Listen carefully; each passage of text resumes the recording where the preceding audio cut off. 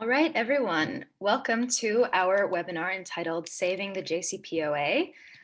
We are launching a series of webinars around our conference programming for the months of March and April as part of our New Day series for J Street. And we're going to be talking about some topical themes, such as the JCPOA deal, that are going to be part of bigger picture conversations that we're going to all be having together as part of our main stage JStream programming. And so without further ado, I am going to introduce our Associate Director of Government Affairs, my esteemed colleague, Hannah Morris, who is going to be leading our discussion today. Thank you so much, Abby, and really happy to be here. Again, I'm the Associate Director of Government Affairs here at J Street, and I'm here to welcome you all to the webinar, Saving the JCPOA, as well as welcome our second esteemed guest, or our real guest for today, Director of Government Affairs of Government Relations at VoteVets, Mary Kaczynski. Thank you so much for being here, Mary. VoteVets is the nation's largest network of progressive veterans and military families, and Mary previously served as the Deputy Policy Director at Plowshares Fund, where she specialized in US nuclear weapons and Iran's nuclear program in particular. So we're really happy to have Mary here, the expert on this issue. And I really just want to dive in because we happen to be at a precarious moment in time where we have potentially a few weeks to re-enter the JCPOA. But there is a lot that happened before this moment that I want to dive into to understand the context of why we are here, how we got here, and what the JCPOA really is and attempted to do. So Mary, if you don't mind, my first question to you is to go back in time and ask you, what were the goals of the 2015 Joint Comprehensive Plan of Action, the JCPOA? What did, in your view, the JCPOA accomplish, and how did it work to block the various pathways to a nuclear-armed Iran? And just before you get started, please feel free to put your questions into the Q&A box, and I will be monitoring those over the course of this session and ask those as we go on. Thank you, Mary. Thank you so much, Hannah, and thanks to everyone at J Street for inviting me. I have had the chance to speak to J Street audiences a few times before. No audiences are more knowledgeable and engaged, and I'm so appreciative of that. Please ask me hard questions. Really, really excited for that. So Hannah, jumping right in, what did the nuclear deal accomplish? It is really important to go back to the time in 2010, 2011, when Iran was seriously ramping up its nuclear program. This was a serious and an urgent threat, not only to the US, but to our allies and worldwide. This was a worldwide threat, and that's why the Obama administration worked closely with allies in Europe, with the Russians and the Chinese, to impose really severe sanctions, economic sanctions on Iran because of the nuclear threat, specifically because of the nuclear threat. That international coalition that imposed these multilateral sanctions was effective. They got Iran to the table to engage in serious negotiations to address the nuclear threat. Those negotiations resulted in the Iran nuclear deal in 2015. J Street, Plowshares, and all VoteVets and all of our coalition partners worked really hard on the outside to support that agreement, which went into force in 2015. And again, this is a historic achievement. I can't emphasize enough how unprecedented this victory was. It was a historic non-proliferation agreement, imposed severe restrictions, an unprecedented inspections and verification monitoring regime in Iran. This is the most stringent verification regime that has ever been negotiated in all of history. So the nuclear deal successfully resolved that nuclear threat. It got Iran to roll back all of its nuclear activities, blocked the two paths to a nuclear weapon. So, not to get too into the details of, wonky details about nuclear weapons programs, but there are basically two paths to a nuclear weapon: plutonium and uranium. The nuclear deal blocked those two paths, ensured that Iran is not stockpiling or enriching uranium to dangerous levels, prevented them from pursuing the plutonium path to a nuclear weapon. And again, we know that the deal succeeded because it imposed these really stringent verification and monitoring regime in Iran.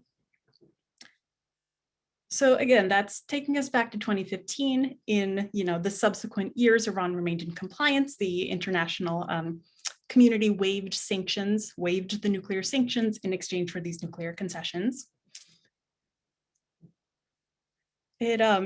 Everything sort of collapsed, let's be honest, under the Trump administration when Trump withdrew from the nuclear deal. And since then, the progress has, crumbled. Iran has started reviving its nuclear program. So we're in a very dangerous situation now.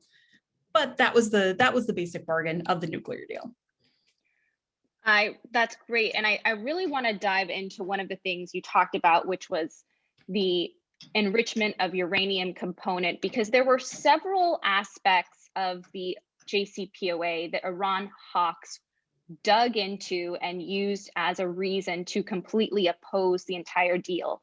And those were the sunset clauses, the fact that Iran was allowed to enrich at all, and the fact that it didn't include or address issues of Iran's malign activities in the region and, its missile, the fact that it is pursuing a missile program and so forth. So looking at those three things, I would love to hear what you would argue the good faith arguments are for the deal despite these issues. So how would one respond to the sunset clause issue, the fact that Iran was allowed to enrich at all, and the malign activities component? Yeah, so starting in reverse order, the malign activities. I think the real question here is not what do you want a deal with Iran to look like? The question is, do you want to deal with Iran or not? Right? So let's talk about the malign activities first. Iran supports proxies in the region. They do. This has been a key component of Iran's foreign policy strategy forever. We want to address that, right? But the nuclear threat is a much greater threat than all of these other problems that Iran poses in the region. Iran would be significantly more of a danger to US interests and our allies in the region if it possessed a nuclear weapon, period. So if you wanted to address that through diplomacy, which certainly as a veterans group, we do, we think that that is the best, most effective approach. You have to start by addressing the most urgent threat. That's the nuclear threat. So nuclear diplomacy first, and then build on that to address these other issues, support for terrorist proxies, ballistic missiles, all of that. So that's the ballistic missile piece of it. The zero enrichment. I mean, frankly, again, this gets back to the question of, do you want to deal with Iran or don't you? Right? So there was an effort to, back in the early 2000s, it was possible potentially back then to get a deal with Iran before they had started enriching and stockpiling, building up their centrifuge program. It might have been possible to get them to agree to zero enrichment. The Bush administration refused to engage in diplomacy with Iran, good faith diplomacy, serious diplomacy with Iran. As a result, Iran started ramping up its nuclear activities. Starting from a position of zero enrichment is really an indication that you're not interested in getting a deal with Iran at all, because that is just not going to happen, right? Any kind of a proposal that includes zero enrichment is dead on arrival. So, anyone who argues that that should be the goal, zero enrichment, they don't really want diplomacy with Iran. No agreement is going to be good enough because they don't want an agreement. The nuclear sunset question, yeah, I think that one's a little bit more nuanced. Everyone certainly vote vets. Some of our coalition partners would also agree that we do want a stronger nuclear deal. We want to extend some of those sunsets. Some of them start expiring in 2025. But again, this gets back to the question of, do you want to deal with Iran or not? I think it makes sense. It certainly makes sense to start with the nuclear deal that you have and then work to strengthen it, right? And that's the benefit of the nuclear deal. You start with that nuclear deal and then you work to strengthen it. If you're going to impose red lines to begin with, unrealistic red lines like extending the sunsets forever and ever, you're not going to get a deal at all. It's just not possible. Great, and apologies if you hear any noise. There is, of course, some construction above my apartment. So going back now to where we are, what were the actual consequences of the 2018 US withdrawal from the JCPOA and the subsequent maximum pressure campaign? And I would love to think about those consequences both in terms of the Iranian regime and the Iranian people. And then we'll talk about where we are today with the actual state of the deal. Yeah, that's exactly the right way to think about it, Hannah. I think that's really great. I think about it in terms of like the winners and losers, right, of Trump's decision to unilaterally violate the agreement. So the losers, right, America and America's partners. As a direct result of the Trump administration's withdrawal from the agreement, Iran has now begun resuming its nuclear activities. So the nuclear threat is increasing. They're ramping up enrichment. They're installing advanced centrifuges. The nuclear threat is greater now than it ever has been because of the maximum pressure campaign, because of Trump's campaign. Iran has also increased its destabilizing activities in the region. Attacks by Iranian proxies in Iraq, those attacks ceased from the minute that the Obama administration began negotiating in good faith with Iran. This was not a problem when the US and Iran were in compliance with the nuclear deal. So much greater instability throughout the region, proxy attacks, rocket attacks on our embassy in Iraq. The counter-ISIS campaign has been suspended. And again, all of this was a direct result of the Trump administration's disastrous Iran policy, beginning with their advocating the nuclear deal. So the US has suffered, US allies have suffered, the US relationship with our transatlantic partners, that all goes in the losing category. We are all suffering, we are all at risk because of this decision to withdraw the US from the nuclear deal.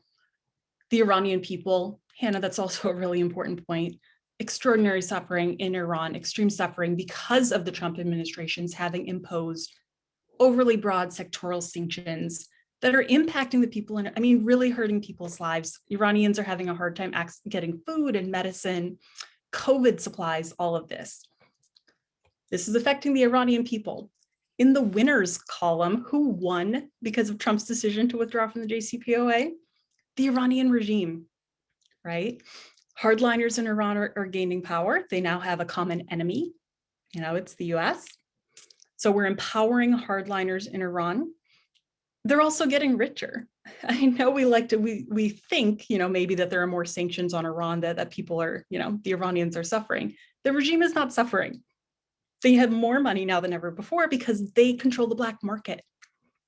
So as these supplies, as food and medicine become scarce, the Iranian regime is not suffering from that. It's the Iranian people. So in terms of the state of the JCPOA today, what measures has Iran actually taken to put it outside of compliance of the JCPOA? And what would be needed to actually reverse those measures? Is it easy? Is it hard?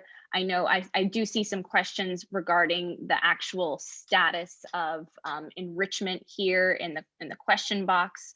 So if you can address where Iran is today as it relates to the JCPOA compliance. Yes, there are basically three categories. There's uranium. So they're stockpiling uranium past the limits imposed by the JCPOA. They're also enriching uranium to a higher level of purity. It's closer to weapons grade than they are permitted under the JCPOA.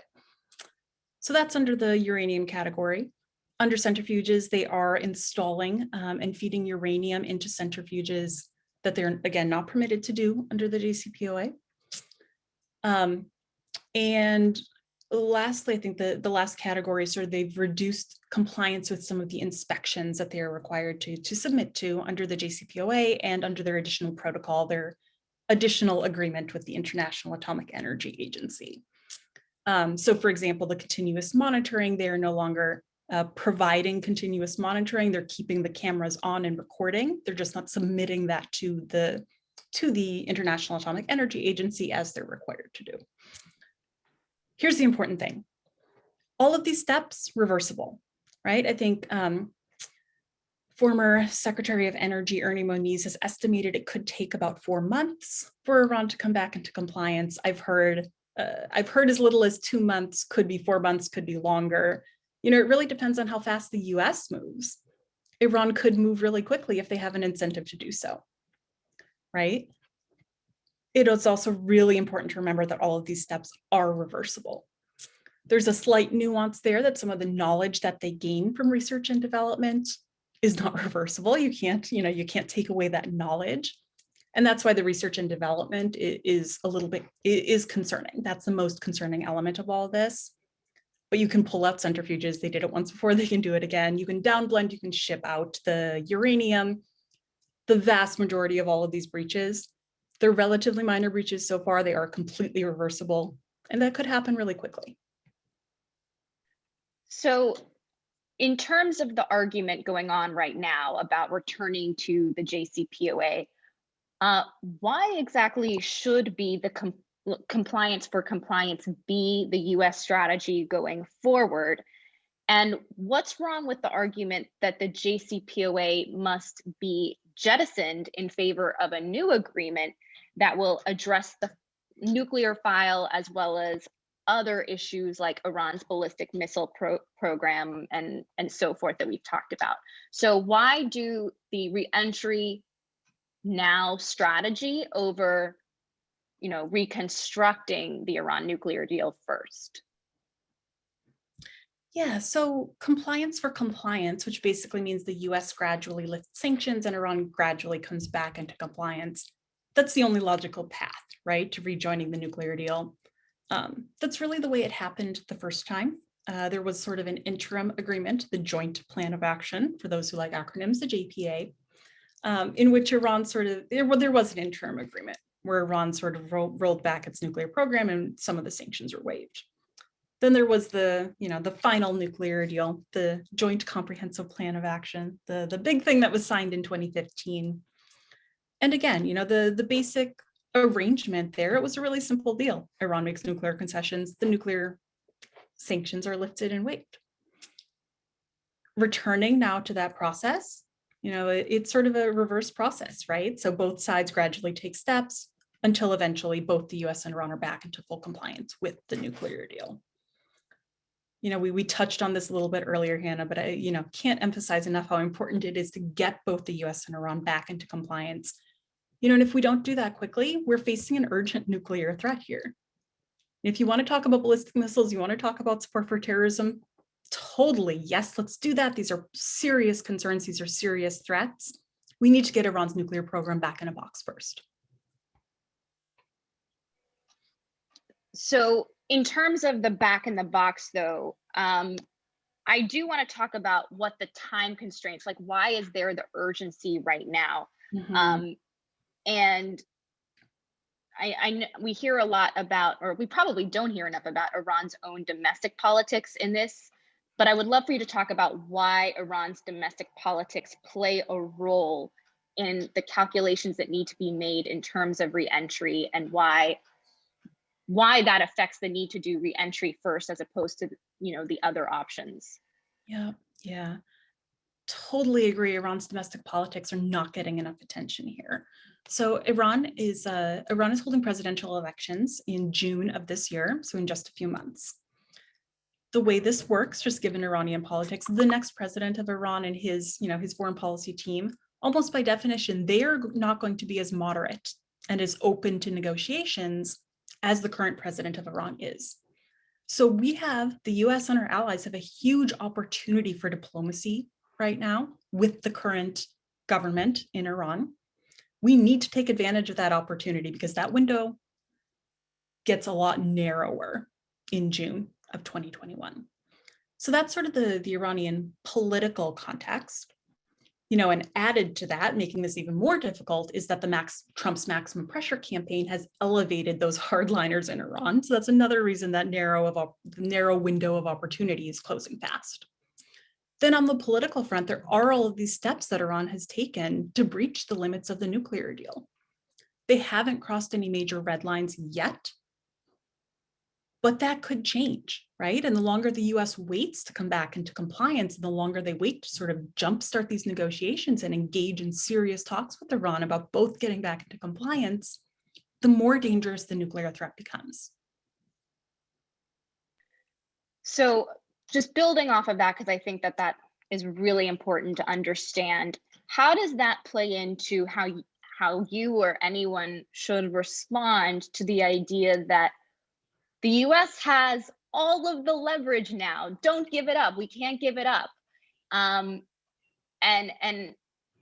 perhaps not necessarily understanding the issue of the domestic politics in Iran, but also the fact that the leverage that we have now is the actual maximum, the Trump administration maximum pressure campaign. So what would you say to someone who says, okay, we can't give up that leverage now because we love all of it and it's time for Iran to make concessions? Yeah, I would just love for anyone to explain to me, anyone who buys into that argument, to explain to me what exact leverage the US has right now. Because I don't see the leverage. We've imposed sanctions on top of sanctions. There is nothing left to sanction in Iran. The US can't increase more leverage. We can't get more leverage, right, by imposing more sanctions. What has been the result of that supposed leverage? We've gotten weaker. US interests are at risk. You know, the regional tensions worse than ever before. US troops are at risk. Our allies are at risk. Iranian hardliners empowered, all of this supposed leverage that we have built up. The result has been Iran's behavior has gotten worse. All of these threats have gotten worse. That's not leverage. The way to get leverage is actually to go back into the nuclear deal and to start rebuilding those relationships with our partners, especially when it comes to sanctions. I mean, sanctions to be effective, they can't be unilateral, right? That was the reason this coalition succeeded to begin with. The US worked with our international allies, with the Europeans, with the Russians and Chinese, together to impose multilateral sanctions on Iran. And we saw the results. That resulted in serious diplomacy. It resulted in a nuclear deal. That's leverage. But you can't impose leverage by yourself. The Trump administration tried it. It didn't work. We didn't get a better deal. The nuclear threat got greater. Every other threat increased. That was not leverage. So that is really, really helpful. And I'd love to start getting some questions from the audience. So please keep them coming. But I will start to address some of them now. We have seen some overtures from the Biden administration to start engagement with Iran. And we also saw the Biden administration ease sanctions on Iranian diplomats, say that the snapback sanctions that the Trump administration imposed were no longer US policy, were no longer true. Why have we seemed to see Iran rejecting that outreach? Or what would you say about that? Because I think that does seem to be a point of concern that there isn't that reciprocation happening. Mm-hmm. Yeah, absolutely. So first, I think there's a policy concern. The JCPOA, the Iran nuclear deal was already negotiated. It's all on paper. It's very clear what the US has to do to get back into compliance. It's very clear what Iran has to do to get back into compliance. This doesn't need new negotiations. It's there on paper. They were both in compliance before. They both know how to do it. So technically speaking, do they need to meet in person to work out those steps? This could be an email. It doesn't have to be a meeting, really. Iran does have a point there. That said, you know, in-person meetings can be a useful way, right? To sort of figure out the exact steps and work out that coordination. Sure. So, and meeting together to discuss this, not a bad thing, right? So the US offer was, you know, that was really important. It's very disappointing that Iran rejected it. The US has also made clear that that window is not closed, right? The offer still stands. If they can meet in person and work things out, you know, that would be to everyone's benefit. There's also honestly the political concern. So as I mentioned, the Iranian regime, Iranian hardliners are the winners of Trump's maximum pressure campaign. That puts Iranian moderates who do want to talk, who do want to negotiate and come back into compliance, puts them in a difficult position politically, right? So, we still hope that they can work this out, whether that's through an in-person meeting or, maybe back channel negotiations. There's still that possibility, right? The window is still for sure open. So would you agree then that part of the issue is both sides playing to domestic politics, where the Biden administration is currently saying publicly we'll go into compliance when Iran goes into compliance, as opposed to saying we want to pursue compliance at the same time? Is that part of the issue you're seeing? Absolutely. There's so much public support for here in the US for a diplomacy first approach to foreign policy. The American people don't want another war. They don't want us to be bombing Iran or Syria, right? Or trying to solve these threats through military action. We should be exploring diplomacy first. That doesn't seem to be reaching some, policymakers, right? So there are members of Congress who, they're Iran hawks, right? They don't think that any deal with Iran is a good one. No deal is acceptable to them. No negotiations with Iran are acceptable. And the Biden administration is probably, conscious of that, those restrictions too, that there are certain members of Congress that could make renewed diplomacy difficult.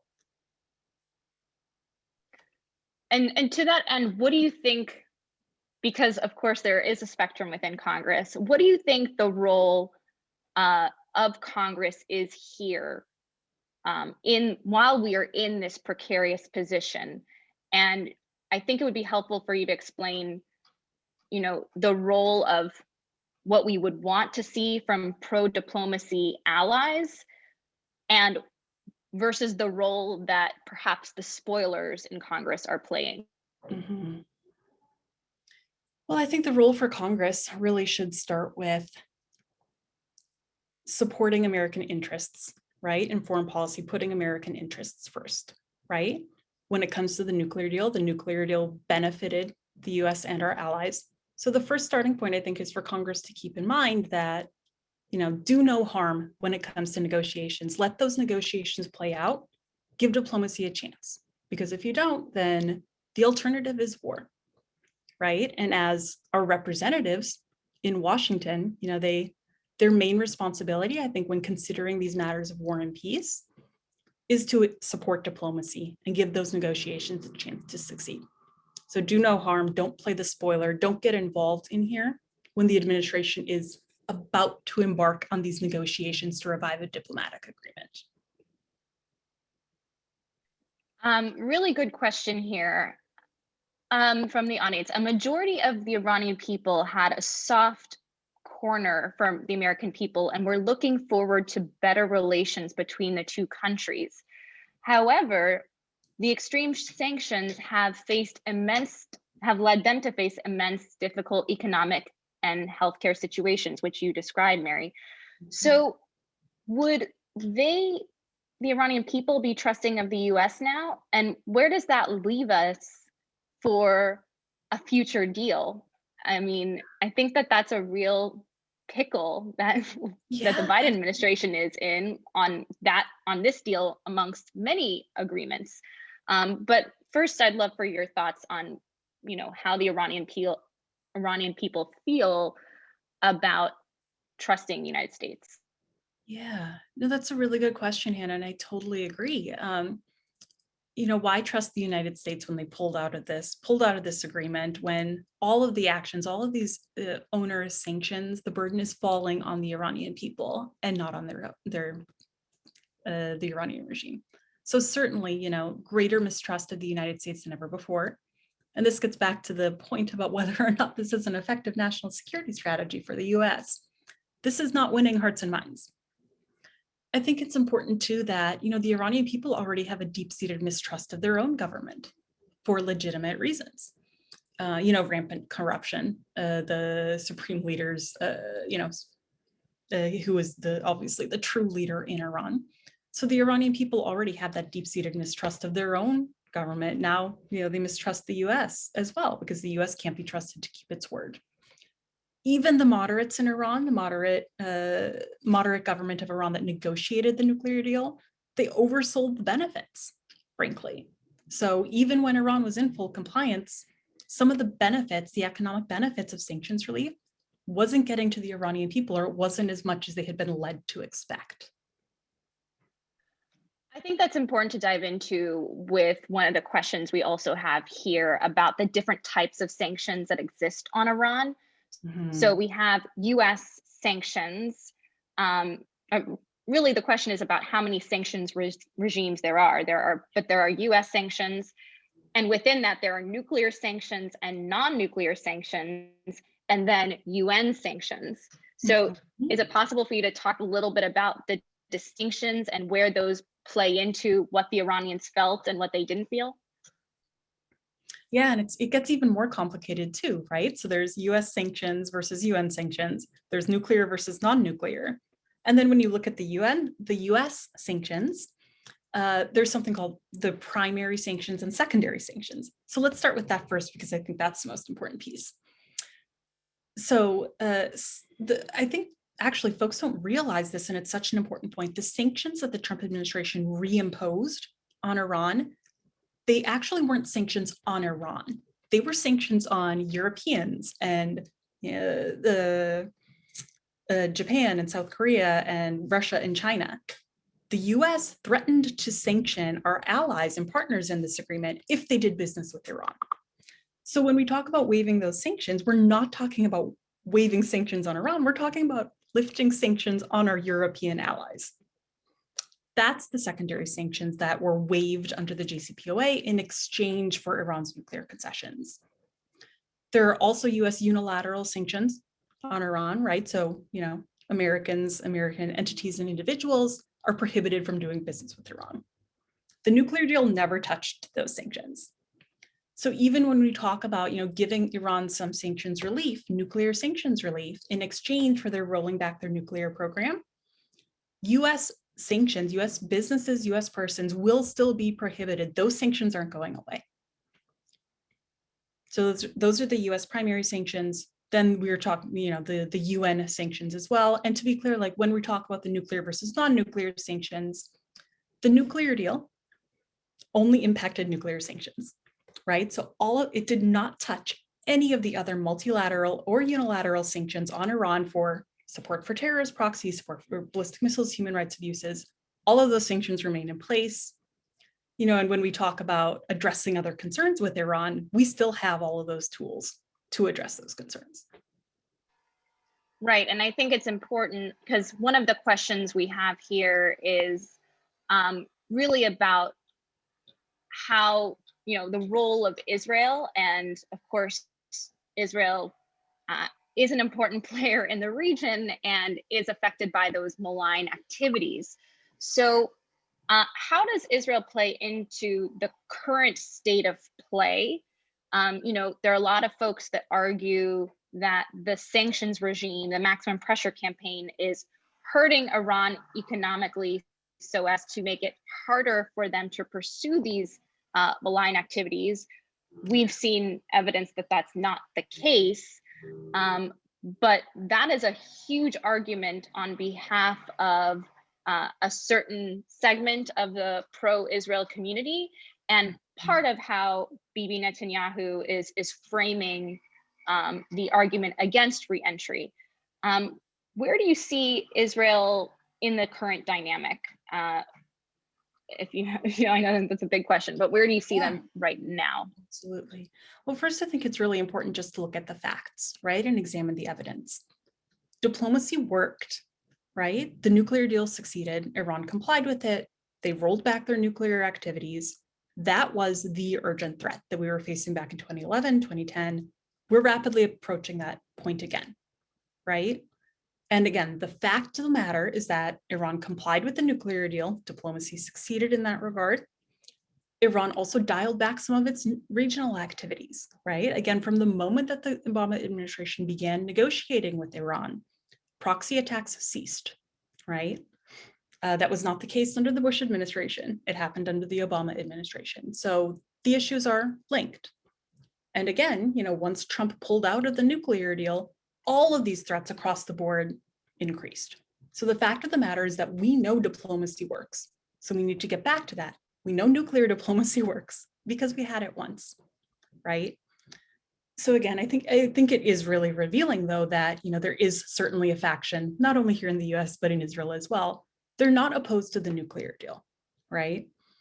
Or they are opposed to the nuclear deal, but in fact, what they are opposed to is diplomacy as a means of addressing these threats, period, right? And, if they wanted to develop an effective way to address the Iran threat, diplomacy is the way to do it. They tried for 4 years, maximum pressure. Maximum pressure didn't just fail, it was counterproductive. All of those threats increased. And we're actually seeing more Israelis from the security establishment start to stand up and voice their support for re-entry. There was a good op-ed yesterday in the Washington Post by Yair Golan, and hopefully someone will get that in the chat, but I do highly recommend reading that. In terms then, I do think there is a place for Israel at the table when it comes to the regional concerns. Yep. Would you agree with that? Absolutely. I'm talking about the ballistic missile issue, like as a separate deal. Yeah, and this is a really important conversation to have, Hannah, and I'm so glad you brought it up. So the question is not really, it should be relatively easy to get back into the nuclear deal, right? What do the subsequent negotiations look like, right? And I think there are really 3 key points that we need to consider there. One is that these cannot be these cannot be bilateral negotiations, right? This is not about the US and Iran. We need to involve regional stakeholders, right? Secondly, when you start looking at the sanctions question and like ways to impose and use that economic pressure, sanctions have to be targeted, right? These broad sectoral sanctions clearly do not work, right? And again, I think consistency in US foreign policy is something that we need to, have in the forefront of our minds as we're embarking on these new negotiations. So, if you are going to sanction Iran for human rights abuses, yes, absolutely. Sanction Iran for their ballistic missile activities. Apply those same standards to every other nation, right? So we also should not be letting North Korea off the hook for their nuclear weapons program and their ballistic missiles, right? What kind of a message does it send the rest of the world if we go easy on one country and hard on another, right? So again, but getting back to that, the really key point there, I think the starting point is involving all of the stakeholders in these negotiations. They're not going to succeed if we are, ignoring those important stakeholders. This impacts all of us. So I just want to put a plug because we're going to wrap up kind of soon. So if you have questions, again, please feel free to put them in the Q&A box. I just want to up one question about the Iranian elections. Is there any optimistic outcome? And what happens if we kind of miss this moment? What do you otherwise foresee? That's a really good question. Never say never. The window is not going to close, right? After Iran's presidential elections. We shouldn't abandon hope for diplomacy. We shouldn't abandon that approach, after the presidential election. It does seem very clear that the next president of Iran is not going to be as open to negotiations. He's going to be more of a hardliner. And that's why, again, it is so urgent to try to address some of these questions, within the next few months.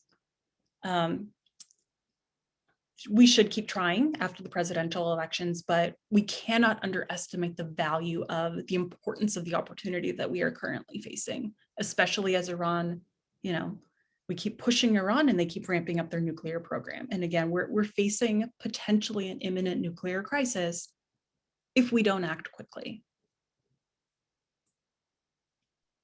I think this is one other really good question that I think folks tend not to understand when they're talking about the JCPOA. And I do want to drill into this. So if the US lifted these sanctions as, the nuclear sanctions in order to comply once again with the JCPOA, and Iran then complies, and then either our intelligence services or the IAEA provides evidence that Iran is violating the deal, the US can go back and reimpose those sanctions, right? Like, this is not the end of potential sanctions. Right. This gets back to the leverage Like, question, right? Like, it is so easy to snap those sanctions back in a minute. There's a mechanism to do that. Any one nation that's participating in the nuclear deal, anyone can snap back those sanctions at any time, right? So this, again, it gets back to the question of leverage. The US is currently not participating in the nuclear deal, so we don't even have the option to snap back those sanctions if Iran were to cheat, right? So you get back to the nuclear deal. Once the US is again a participant to the nuclear deal, the US, as well as the Europeans and the Russians and the Chinese, have the ability to snap back UN sanctions anytime, unilaterally. And we would know about that. We would know if Iran is cheating because of the verification and monitoring regime made possible by the nuclear deal. So again, you gain leverage, you gain back the ability to snap those sanctions back if you rejoin. I think that's really, really important. And I hope folks on the webinar, take that message home. We covered a lot of ground here today, Mary, and I think what I hope everyone, again, takes home with them is the import and urgency of reentry, and that is, in fact, the best path forward, and that we have to convey that as much as possible in the public discourse amongst our friends on the Hill, and help people understand that re-entering is not the end, it's just the beginning. Can you say a few last words, Mary, about that? Yeah, absolutely. And I couldn't agree more that, this is not the end point. This is not the ceiling. This is the beginning of diplomacy with Iran to address the full range of concerns. It is absolutely urgent, though, to use the nuclear deal as a starting point. That means prioritizing, getting really serious about negotiations and acting really, really quickly to get the US back into compliance, and Iran as well. It's an urgent nuclear threat. We need to address it within these next few months. We must act quickly. All right, well, I want to thank everyone for joining today, and really to thank Mary Kaczynski for joining us and sharing her knowledge, her expertise, and her sense of urgency about the import of re-entering the JCPOA and what this really means, and the problem and the opportunity that we have at hand. So thank you all so much for joining. You'll see in the chat that we have more conversations coming up just like this at J Street's 2021 National Conference. This will be a virtual conference this coming April 18th through 19th, and you can register at the link provided in the chat. But again, thank you so much for joining. And if you have any follow-up questions, please don't hesitate to reach out to us at J Street. My email is hannah.m@jstreet.org, and we'd be happy to get those questions answered to you. So thank you, Mary, and I hope you all have a wonderful day.